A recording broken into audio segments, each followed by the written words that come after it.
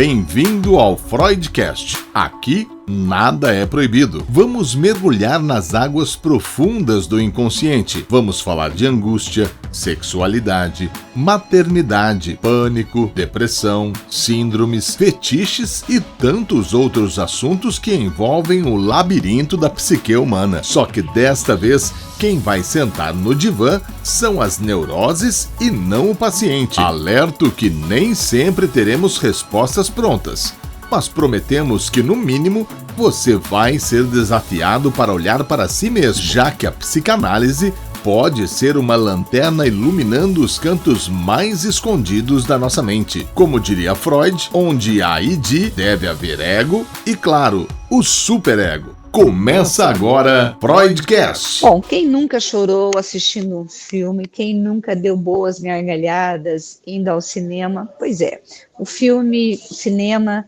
ele traz emoções, ele nos faz nos revelar, né, muitas dores e traumas que estão nas nossas almas, e o filme é uma janela. E para falar sobre essa relação do cinema com psicanálise, eu vou conversar com a psicanalista Raíssa Kochiyama. Raíssa, muito bem-vinda ao Freudcast. Obrigada. Olá. Bom, você deve ser apaixonada por cinema, é isso, né? Com certeza. O cinema, ele pode ser visto como uma tela onde o inconsciente se projeta? Eu acho que sim, né? Eu acho que o cinema, ele trabalha com imagens, com sons, com narrativas, né? O que a gente poderia, dentro de um vocabulário da psicanálise, chamar de significantes, né? E de estruturas mitológicas, né? E eu acho que, por trabalhar com essas coisas, o cinema, ele cria associações, ele cria significados, né? E aí isso faz com que o cinema trabalhe para estabilizar e desestabilizar certas identificações, certas construções da fantasia, né? Então, assim, se eu pudesse resumir, eu diria que o cinema, ele trabalha com essa articulação entre o desejo e a fantasia, Tá. E ele também trabalha com essa formulação do eu diante do olhar do outro. Em que medida você acha que os filmes, eles ativam conteúdos reprimidos no espectador? Então, eu acho que o cinema, ele tem uma forma de se estruturar que eu acho que ele tem um acesso especial a conteúdos do inconsciente, né? Então, assim, se você for pegar lá no livro do Freud, né, a interpretação dos sonhos, e você for ver quais são as características típicas do sonho, do processo primário, você consegue fazer muitos paralelos com a forma como o cinema também estrutura a sua imagem. Então, o Freud vai dizer: o sonho, ele utiliza deslocamento, né? Ou seja, para falar de uma coisa, ele acaba falando de outra. Ele utiliza condensação, ou seja, ele pega vários elementos e condensa numa coisa que representa esses muitos elementos. O sonho prioriza a figurabilidade, ou seja, ele, ao invés de colocar a coisa em fala e colocar em texto, o sonho traz imagens, né? As imagens são muito priorizadas no sonho. E no cinema é a mesma coisa, né? Diga. Não, pode continuar. Então eu acho que por conta dessas semelhanças, né, o cinema trabalha muito com metáforas, com metonímias, né?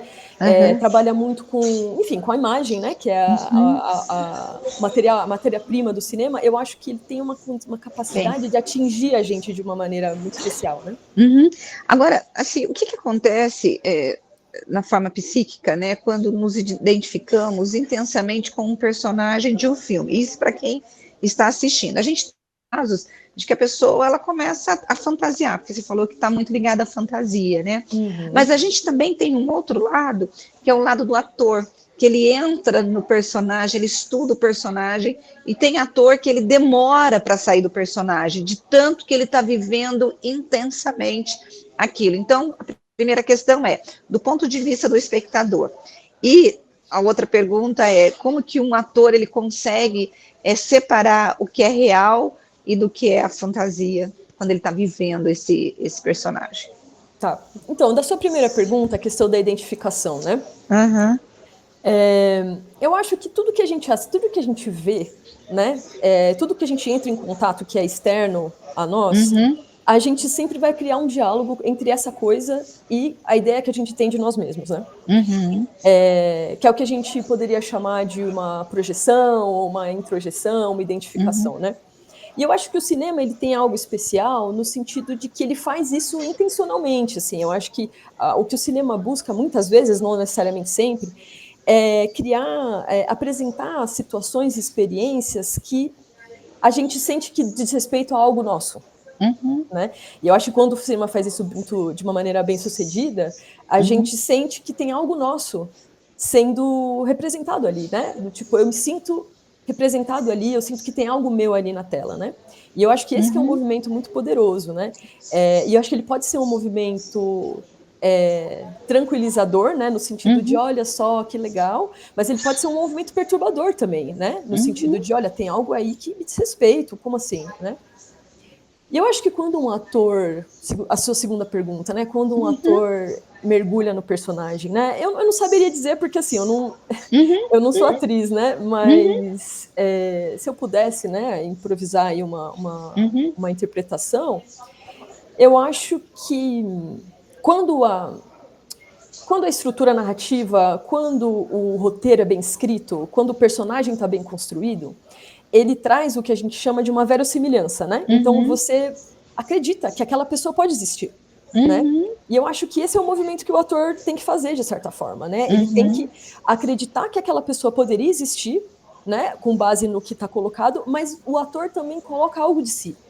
Sim. Né? Isso é uma coisa que muitos atores dizem, né? Para você ser um bom ator, você tem que encontrar dentro daquele personagem algo que seja seu. Então eu acho que o ator ele empresta a sua subjetividade ao personagem e isso que dá consistência a ele, né? Você disse que a gente, quando assiste um filme, você pode encontrar algo nosso, de cada um, algo meu, né, na tela, né? A partir dessa fala tua, quando você assiste um filme que ele fala contigo, que você se enxergou nele, você encontrou algo seu lá naquela tela, eu estou tentando lidar com o desejo ou estou tentando escapar desse desejo?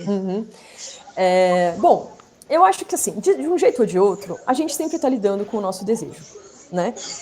Mesmo nessa coisa do evitar lidar com isso, é uma forma de lidar, né? Então, como que eu vejo isso da perspectiva tanto do filme quanto do espectador? Eu acho que um filme, ele pode... A questão é, a fantasia, né, ela faz uma borda para o desejo. Né? De onde eu vejo, né, de onde eu estudo a psicanálise, eu entendo o desejo como uma coisa sem forma. Tá. E a fantasia ela vem para dar esse contorno, Tá. né, para o desejo. Então a questão para mim de fugir ou não fugir seria mais no sentido de, será que essa fantasia ela encapsula esse desejo de uma maneira perfeita?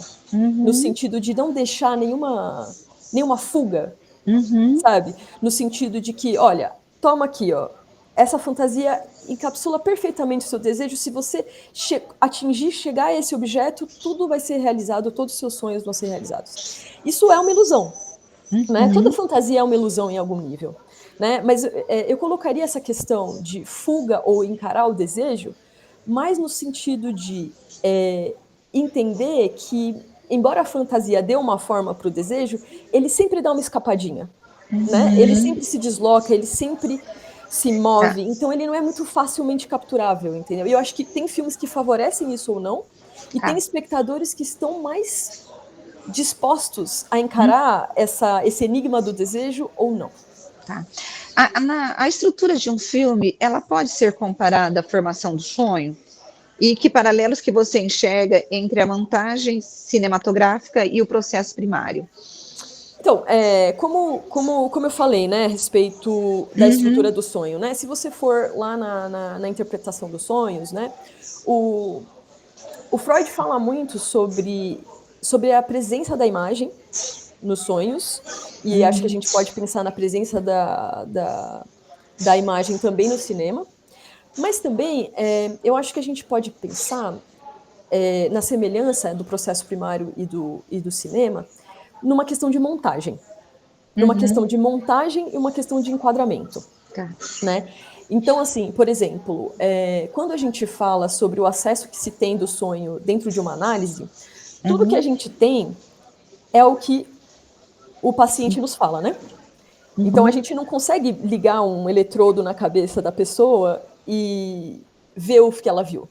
O que a gente tem é o que ela conta pra gente. E quando ela conta o sonho pra gente, ela cria uma espécie de montagem, Sim. né? Ela cria uma estrutura de narrativa, ela cria um enquadramento do tipo, eu vi isso, isso daqui eu não vi, né?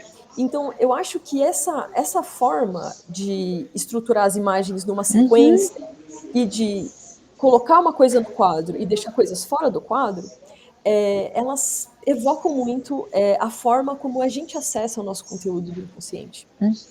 Agora, quando a gente pensa em filme, é possível que a gente utilize o filme como um espaço terapêutico, até para discutir as nossas questões, porque assim, quando o paciente ele gosta de filme, é muito fácil ele trazer filme para análise.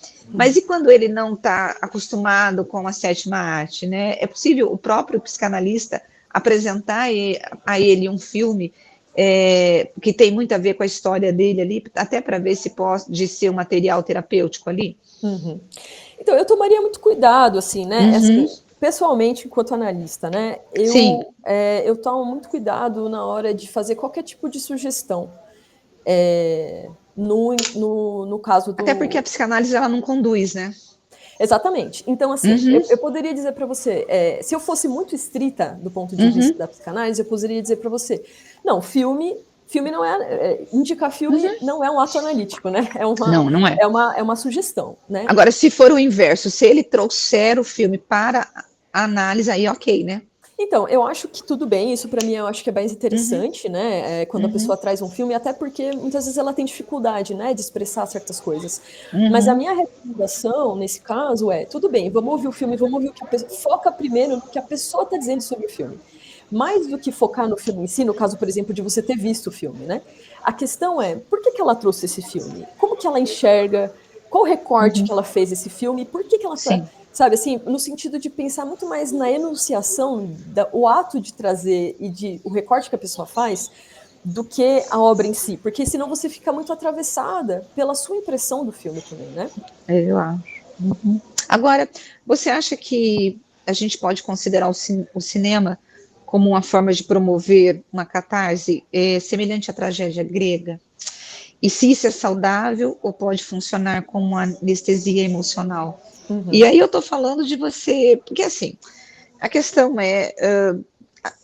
a arte, ela é extremamente importante para a gente discutir vários temas, mas ela também pode levar uma catarse e pode levar todo um povo a acreditar em algo que pode ser uma fantasia, né? Você pode usar isso para poder, eu vou usar uma palavra horrorosa aqui, adestrar, entendeu? A levar uma pessoa a acreditar naquilo, né? Totalmente. Fazendo uma comparação com o que você falou, né, dessa questão da catarse, né? Quando o Aristóteles fala sobre a catarse na tragédia grega, ele fala como se fosse uma purificação, né? Então você assiste os seus dramas, o seu sofrimento, e você se purifica desse sofrimento no momento que você assiste, né? Como que eu enxergo a nossa experiência diante do cinema, né?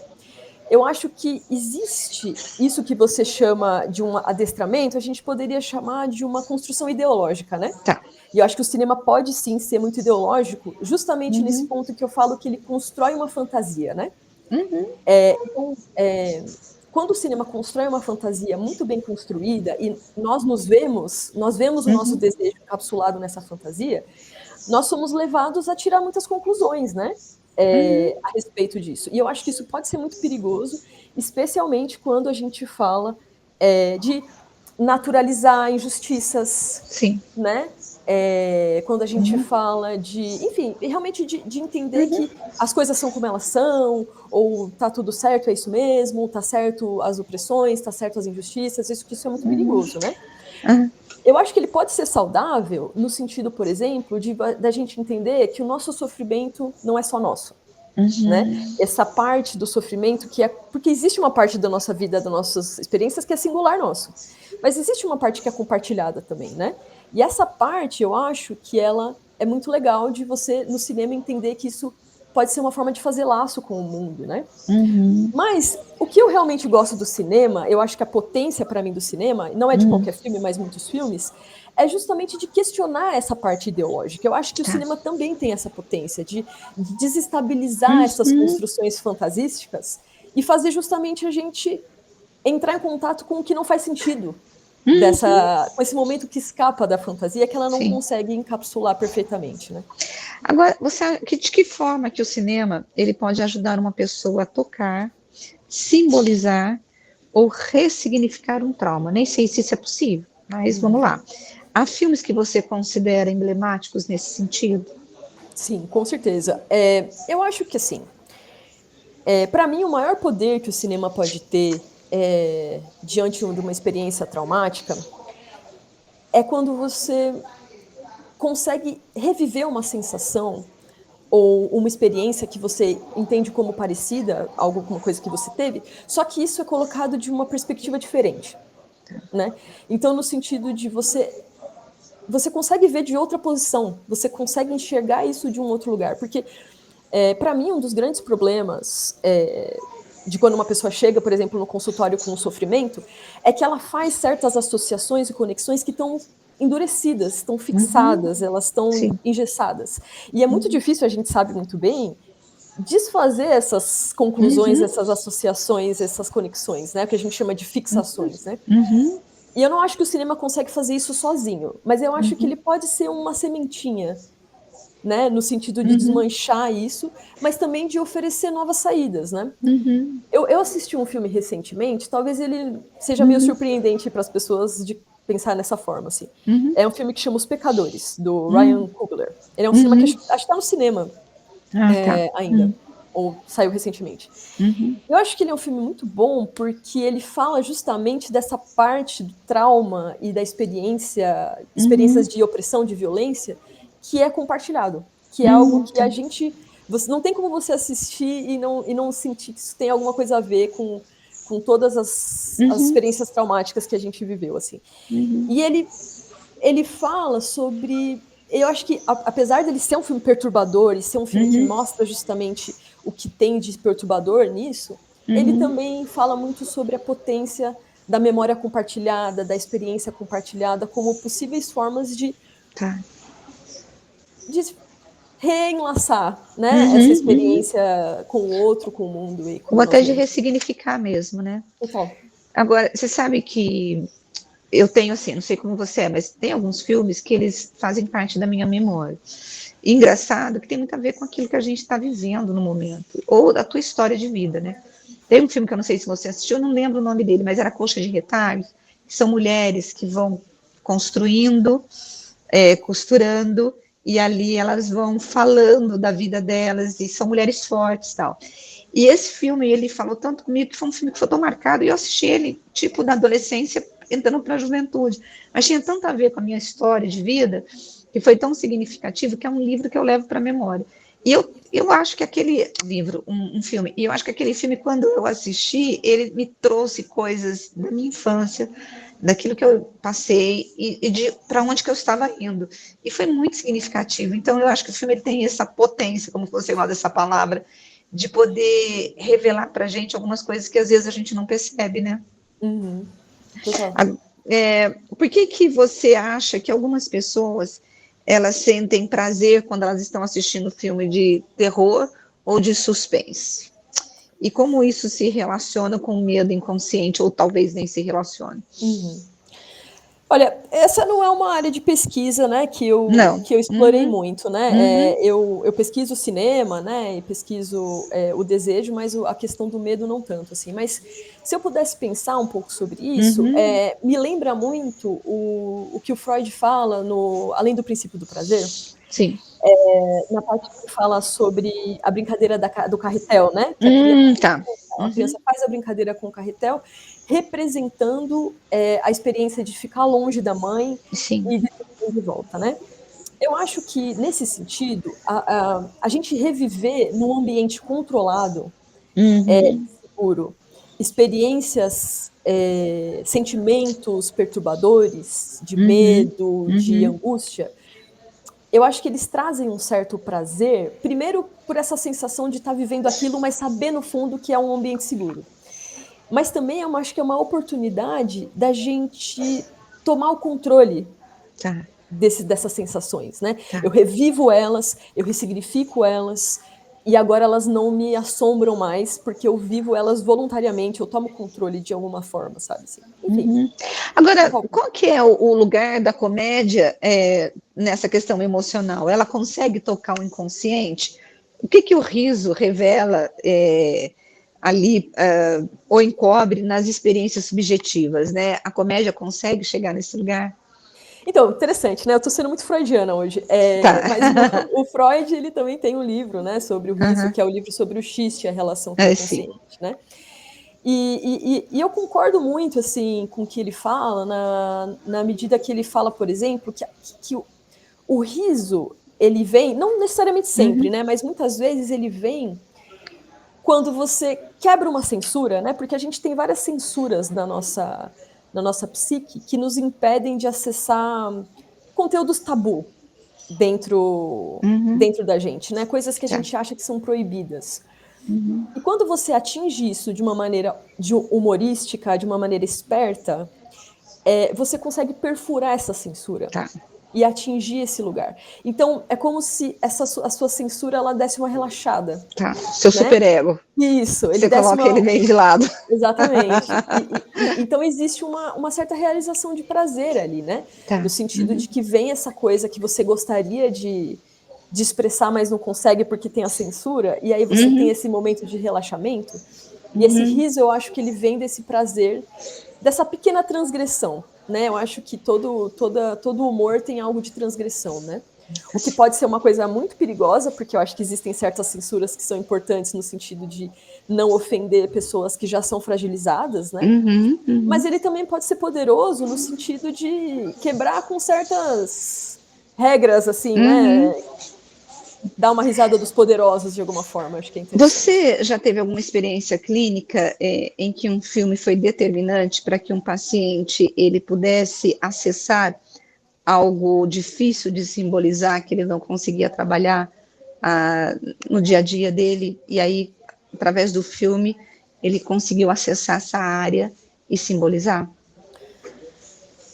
Olha, eu acho que eu tive muitas situações de pessoas que trouxeram não só filmes, né, mas obras de arte como um todo, como formas de dizer coisas que eles não conseguiam dizer, né. Ah, ok. Eu acho Uhum. que isso é uma coisa muito interessante, né.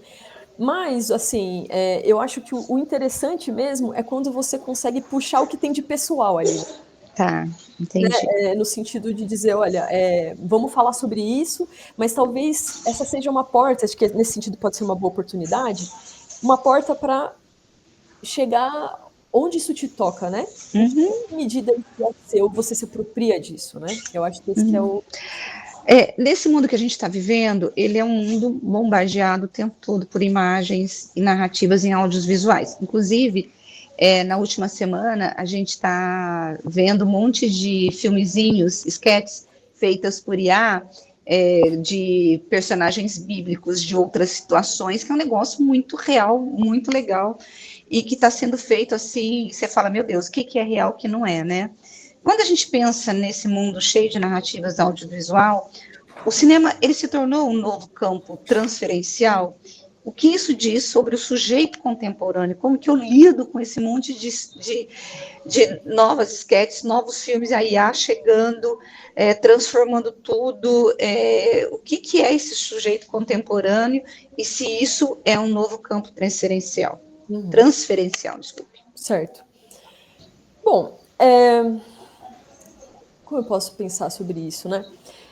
Assim, eu acho que a gente tem que tomar muito cuidado, porque eu acho que existe hoje um certo pânico a respeito dessa profusão de imagens, né? Então é Sim. muito fácil a gente cair nesse senso comum de que as imagens fazem mal e de que a gente vai entrar no apocalipse, né? Assim, Uhum, eu vou dizer para você, eu não consigo dizer para você qual é a consequência, né, que uhum, existe no sujeito hoje, além dessa prevalência da visão, né, o que uhum, que essa profusão de imagens faz, né.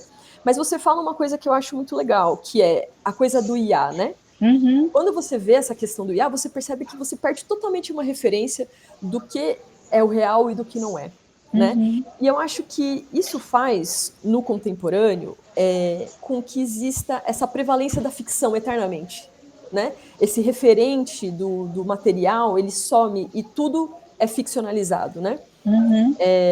E é uma coisa interessante que o Lacan dizia, né? Que a verdade Uhum. tem estrutura de ficção, e eu acho que isso é fato mais do que nunca hoje, né? Então Uhum. eu acho que assim, o perigo para mim é justamente essa sensação que a gente tem de que a imagem é transparente, de que a Uhum. imagem é autoevidente, ou seja, de que eu tô vendo aqui é perfeitamente entendível, perfeitamente compreensível, é o real. Uhum. Então, eu acho que esse é o grande perigo, assim, da gente fazer essa coisa. Por exemplo, quando uma pessoa Uhum. coloca faz um vídeo e põe no Instagram. Sim. O perigo é você achar que aquilo é a vida da pessoa, de que Uhum. aquilo é a pessoa. E acho que nesse sentido que você fala do campo transferencial, né? Uhum. De você Isso. achar que você se conecta com aquela pessoa, com quem aquela pessoa é, por meio dessas imagens. É preciso entender que de existe um trabalho feito nessa imagem, um trabalho de Uhum. edição, um trabalho de enquadramento, existe um trabalho de discurso que é feito em todas as imagens, não só a Uhum. imagem feita por IA, mas se você pega uma câmera e for sair na rua filmando, o que você está vendo não é o que aconteceu, é o meu recorte daquilo. Isso. Só que o que eu acho que as gerações novas sabem disso muito mais do que a gente. Sim. Eles estão muito mais ligados no poder discursivo e fabricado da imagem Uhum. do que as gerações antigas que assistiam TV e falavam, olha lá, é isso aí que está acontecendo, entendeu? Uhum. O que o cinema ele revela sobre o mal-estar da civilização hoje? Já que você está em Freud hoje, falando o tempo todo dele, o que o cinema revela sobre esse texto aí do Freud sobre o mal-estar da civilização?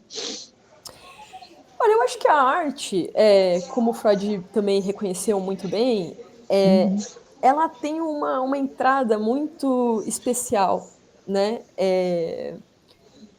na cultura e na condição contemporânea, né? Eu acho que a gente pode trazer muitos, muitos, muitos temas que o cinema traz é, através dos filmes, né? Então, por exemplo, a gente falou de IA, né? Tem Uhum. muitos filmes que falam sobre essa questão do que é real, do que não é, o que é humano, o que não é, o que Uhum. o humano se diferencia da máquina, né? O Uhum. que é viver no mundo Você virtual, acha né? que Matrix foi disruptivo para isso? Com certeza, eu acho que Matrix é um filme, não é à toa, né, que fez tanto Uhum. sucesso, que gerou tantas coisas, é um filme muito pioneiro, né, nesse Uhum. sentido de brincar com o mundo virtual e a realidade, né, enfim, a respeito E esses disso. diretores, você consegue ver neles um cara que está além do tempo?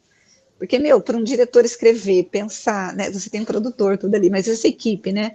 Ela poder fazer um filme que vira um referencial de algo que estaria por vir, tem que ser um sujeito que consegue ler o ambiente, que consegue entender o ser humano, que consegue ver além daquilo que a gente está vendo, né? O sujeito ali comum, né? Não, totalmente. Eu acho que é uma capacidade, porque você fala do futuro, né? Mas eu acho que Uhum. muitas coisas do futuro é que nem o Black Mirror, né? Isso, é Muitas, uma loucura. muitas coisas do futuro que a gente Uhum. imagina que pode ser estão anunciadas hoje, né? Uhum. Por exemplo, se você pega a IA, né, e você tenta expandir ela em todas as possibilidades, dá para imaginar tanta coisa que pode acontecer, né? Então acho que Uhum. realmente é uma sensibilidade muito especial, né? De observar todos esses pequenos sinais que o mundo vai nos Uhum. dando e ser muito honesto também em relação de como isso nos atravessa, né? Sim. Se Freud estivesse vivo hoje, que tipo de filmes você acha que ele assistiria e até analisaria? E você é lacaniana? Sim, Se você permanentemente. quiser incluir o Lacan nisso, não sei. Bom, isso é interessante você falar, porque existem registros, inclusive, do Freud no cinema, né? E Uhum. chega ali e assistir um filme. E na época ele não achou nada demais, na verdade. E Uhum. ele não sentia que o meio do cinema tinha condições de expressar coisas, a profundidade das questões da psicanálise. Uhum. Mas eu acredito que se ele continuasse assistindo filmes, se Uhum. ele visse o cinema como se desenvolveu, né? Porque ele estava ali bem no começo da história do cinema.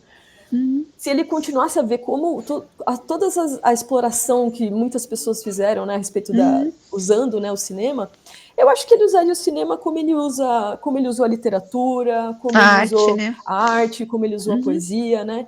No uhum, sentido de que ele mesmo diz, né, que a arte precede a psicanálise em tantas uhum, questões, né?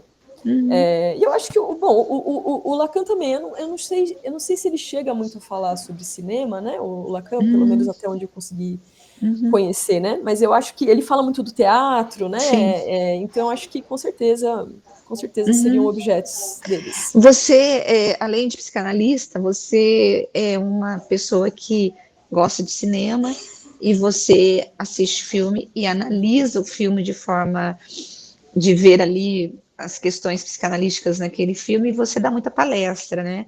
E que para quem vai assistir, ouvir a gente essa semana, tem aí uma possibilidade de encontrar com você pessoalmente. E aí eu queria que você falasse um pouquinho sobre o filme que você vai falar, o que, que é esse encontro, né? Legal, legal. Bom, obrigada pela chance Uhum, de falar sobre isso, né?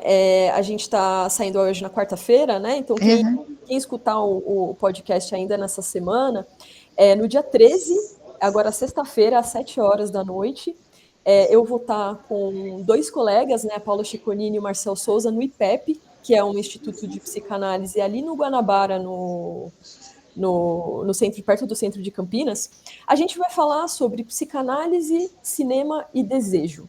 uhum. Dessa vez a gente não vai assistir nenhum filme específico, eu vou trazer o recorte de algumas cenas, mas a gente vai falar sobre como que a psicanálise coloca o desejo em cena, o cinema coloca o desejo em cena, e como que isso pode ser interessante para a psicanálise, para pensar questões do inconsciente, da fantasia, do desejo, tudo isso. Mas futuramente, no semestre que vem, para todo mundo ficar de olho, a gente vai trazer filmes para a gente debater também. Bacana. Olha, foi muito legal. Não sei se você quer acrescentar alguma coisa, mas foi um bate-papo assim muito, muito, muito produtivo. Muito obrigada, viu, Raíssa? Eu que agradeço a oportunidade de estar aqui. Muito obrigada.